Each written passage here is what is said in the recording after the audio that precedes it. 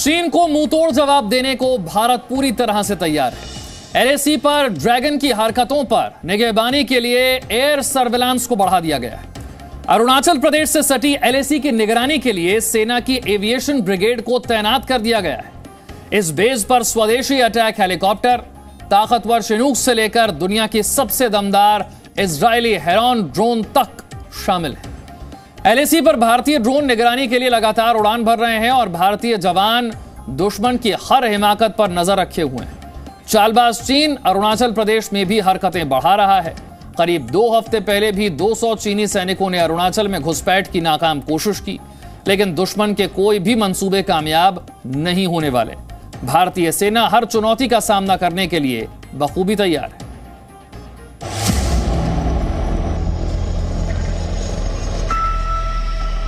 चीन की बढ़ी धड़कन, एलएसी पर तैनात नई एविएशन ब्रिगेड दुश्मन पर रखेगी पैनी नजर।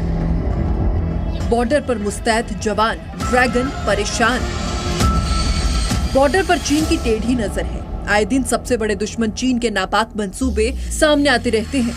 आदत से मजबूर चीन एलएसी पर कोई ना कोई हिमाकत करता ही रहता है, लेकिन हमेशा चीन को मुंहतोड़ जवाब देने वाली इंडियन आर्मी ने जिनपिंग सेना के खिलाफ फुल प्रूफ तैयारी कर रखी है। भारतीय सेना ने अरुणाचल प्रदेश में पहली बार एविएशन ब्रिगेड को तैयार कर दिया है। इस ब्रिगेड में अटैक हेलीकॉप्टर है। तेजी से जवानों को एलएसी तक पहुंचाने के लिए चिनूक, बड़े परिवहन हेलीकॉप्टर MiG-17, तो वही निगरानी के लिए सबसे ज्यादा अहम ड्रोन भी है। अरुणाचल प्रदेश पहाड़ों, घाटी और घने जंगलों से घिरा हुआ है, इसीलिए जवानों के लिए यहाँ सबसे ज्यादा काम हेलीकॉप्टर ही आते हैं। इनका इस्तेमाल जवानों को लाने ले जाने, रसद और गोला बारूद पहुंचाने और सबसे ज्यादा बीमार या घायल सैनिकों को मदद करने के काम आते हैं।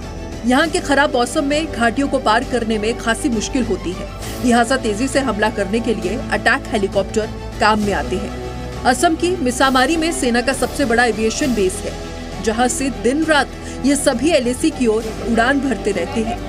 यहाँ मोर्चा संभालने के लिए स्वदेशी अटैक हेलीकॉप्टर रुद्र तैनात है, जो दुश्मन के टैंक या किसी बड़े सैन्य ठिकाने को तबाह करने के लिए बहुत ही कारगर है। जो आर्मी एविएशन के पास अभी जो जितनी भी इन्वेंटरी है, इनके अपने अपने अलग फायदे हैं और हर लोकेशन में एज पर द रिक्वायरमेंट इनके अलग उपयोग होते हैं। जैसे कि आप यूएवी कहते हैं, ये एक अनमैन्ड व्हीकल है, एक तरीके से अनमैन्ड एयरक्राफ्ट है, जिसकी रेंज अराउंड 300 से 400 किलोमीटर तक होती है। तो आप यहाँ मीसामारी में बैठे हैं, आप काफ़ी आगे तक रेकी कर सकते हैं। इसका सबसे बड़ा एडवांटेज है, एक तो इसकी स्टेट ऑफ आर्ट टेक्नोलॉजी, ये बहुत ही टेक्निकल इक्विपमेंट है। तो इसका जो भी कैमरा, सेंसर्स एंड जो भी रेकी रिकॉर्ड्स हैं, वो आप बहुत फॉरवर्ड एरिया के इस ग्राउंड कंट्रोल स्टेशन, जो यहाँ पे जो एक्सटर्नल और इंटरनल पायलट बैठते हैं, उनके थ्रू आप सारी इन्फॉर्मेशन हो सकते हैं। यहाँ हेरोन मार्क 1 यूएवी की तैनाती भी बहुत मददगार है, जो इस बहुत बड़े इलाके पर नजर रखता है। मीसामारी एयरबेस का इस्तेमाल दूसरे विश्व युद्ध में फ्लाइंग द हम्प बहुत मशहूर ऑपरेशन था, जिसमें अमेरिकन फोर्सेस ने चीन में फंसी हुई अपनी फोर्सेस को सप्लाई करने के लिए हिमालय पार किया था और उस दौरान आधे से ज्यादा एयरक्राफ्ट गायब हुए थे। बहुत मशहूर वाकया है। मीसामारी एयरबेस आज की तारीख में भी भारतीय सेनाओं के लिए एक बहुत महत्वपूर्ण बेस है। नए इंडक्शन में Heron Mark 1 unmanned aerial vehicle है, जो रैकी निगरानी के काम आता है। महत्वपूर्ण इसलिए क्योंकि इस इलाके में, अरुणाचल प्रदेश के इस इलाके में घने जंगल हैं, गहरी खाइयाँ हैं, गहरे घाटियाँ हैं और बहुत ऊंचे पहाड़ हैं। ऐसे में निगरानी में ये बहुत काम आता है। हमारे साथ मेजर कार्तिक गर्ग हैं। कैपेबिलिटीज़ क्या है इसकी? कैपेबिलिटीज़ जैसा कि मैंने आपको पहले भी बताया था, ये वो एयरक्राफ्ट है जो कि अपने पावरफुल इंजन की वजह से 30,000 फीट के ऑल्टीट्यूड पे क्लाइंब कर उसके बाद आपको जहां भी आप हैं वहां से 20 किलोमीटर से 30 kilometre deep inside the territory ये आपको कवरेज देता है। एंड मोस्ट इम्पॉर्टेंट, एक टैक्टिकल बैटल एरिया कमांडर के लिए वो है कि वो अपनी फोर्सेस एक जगह से दूसरी जगह स्विच कर सकता है जब उनके पास एक आई इन द स्काई होगा। That is the aircraft is a eye in the sky. That means it can give a continuous video feed to the station, to the commander on ground, and he can switch its forces. Arunachal में जैसे जैसे LAC की ओर बढ़ते हैं, ये यकीन होने लगता है कि यहाँ की चुनौतियाँ क्या है।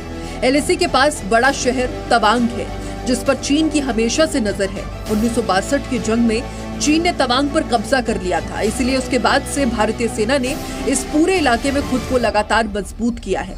जैसे जैसे अरुणाचल प्रदेश में ऊंचाई की ओर बढ़ना शुरू करते हैं, पता लगता है कि यहाँ की चुनौतियाँ क्या हैं। मॉनसून में तेज बारिश और सर्दियों में बर्फबारी सड़कों को चालू रखने में सबसे ज्यादा मुश्किल खड़ी होती है। पहले तवांग तक पहुंचने का केवल एक रास्ता था, लेकिन कुछ रास्ते पर काम चल रहा है। ज्यादा रास्ते होने से कभी भी सप्लाई लाइन कटने का खतरा नहीं होता, लेकिन सबसे ज्यादा कारगर है टनल्स, जो ऊंचे दर्रों को पार करने का समय कम करती है। कोहरे या बारिश के दौरान भी सड़कें चालू रहती हैं। अरुणाचल प्रदेश में मौसम सबसे बड़ी समस्या होता है। एलएसी के उस पार नेटवर्क एक है सड़कों का, रेल का। भारत की तरफ इंफ्रास्ट्रक्चर डेवलपमेंट का काम कुछ सालों में बहुत तेजी से आगे बढ़ाया गया है, बहुत तेजी से शुरू किया गया है। अरुणाचल प्रदेश में पासेस को पार करने के लिए कई टनल्स बनाई जा रही हैं। सबसे बड़ी सेला टनल है, लेकिन उसके अलावा भी एक और टनल यहाँ पर, जिस टनल पर हम लोग खड़े हुए, नेचीफ्यू टनल, एक ऊंचाई के हिस्से को कम करेगी, दूरी कम करेगी, समय कम करेगा। हमारे साथ असिस्टेंट एग्जीक्यूटिव इंजीनियर ग्रेफ की हैं श्वेता गुप्ता जी।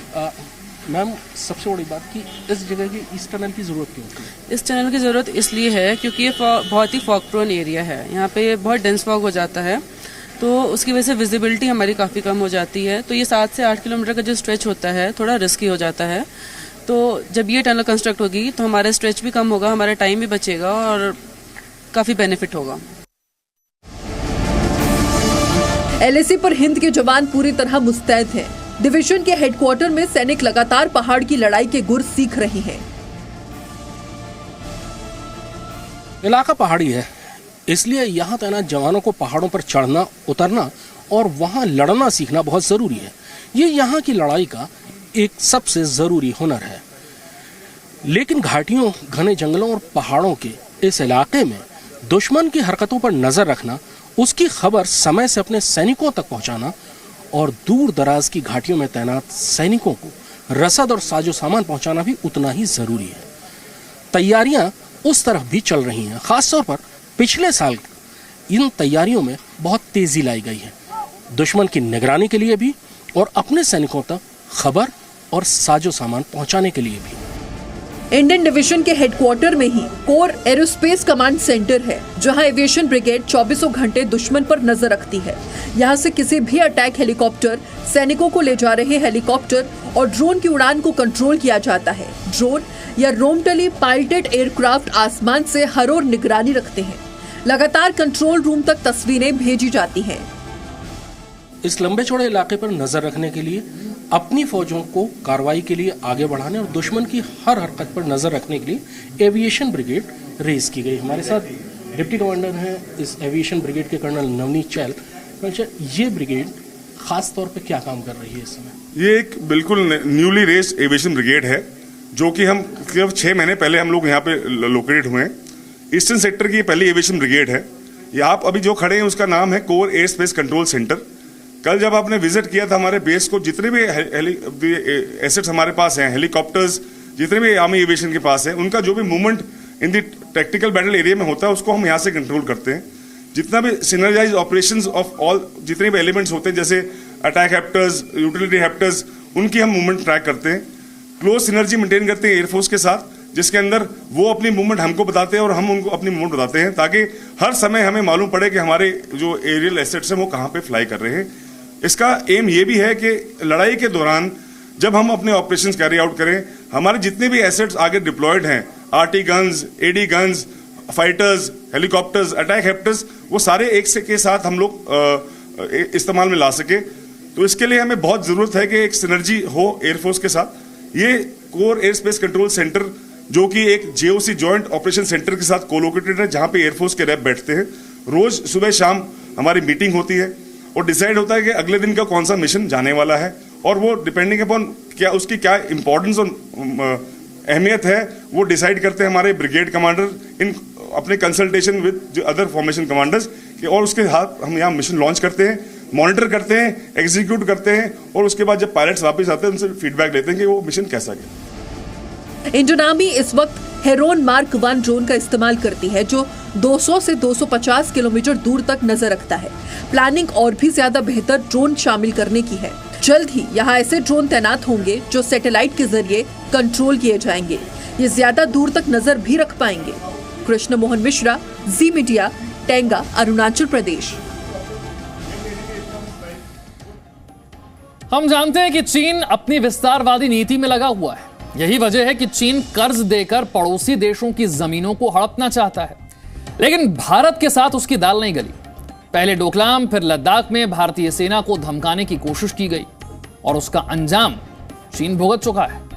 यही वजह है कि चालबाज चीन के खिलाफ भारत ने मजबूत मोर्चाबंदी कर रखी है। एलएसी पर भारतीय सेना की कड़ी नजर है। हालांकि सर्दियां शुरू होते ही अरुणाचल प्रदेश में पीएलए की गतिविधियां बढ़ गईं।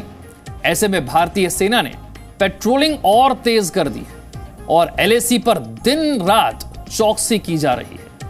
वहीं लद्दाख में वज्र और त्रिशूल टैंक को तैनात किया गया है ताकि चीन की हिमाकत का जवाब दिया जा सके।